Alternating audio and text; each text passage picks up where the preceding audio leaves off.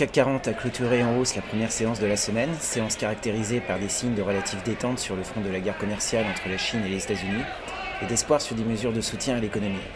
Ainsi, le ministre américain du Commerce, Wilbur Ross, a indiqué que les États-Unis ont prolongé lundi de 90 jours les exemptions qui permettent aux géants chinois des télécoms Huawei de continuer à faire des affaires dans le pays. Par ailleurs, Donald Trump a déclaré au cours du week-end dans un tweet continuer les discussions avec la Chine et a déclaré ne pas voir de signe annonciateur d'une récession aux États-Unis. En outre, selon Bloomberg, l'Allemagne pourrait établir un plan de relance de 50 milliards d'euros si l'économie venait à traverser une période difficile.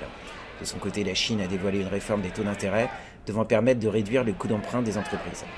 Sur le front statistique en Europe, l'inflation en zone euro a ralenti plus que prévu à 1% en juillet sur un an, contre 1,1% en première lecture et 1,3% en juin.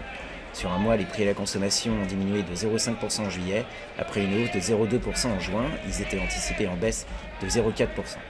Sur le front des valeurs, on notera l'approbation d'Air France-KLM, qui a bénéficié d'une note d'analyse favorable.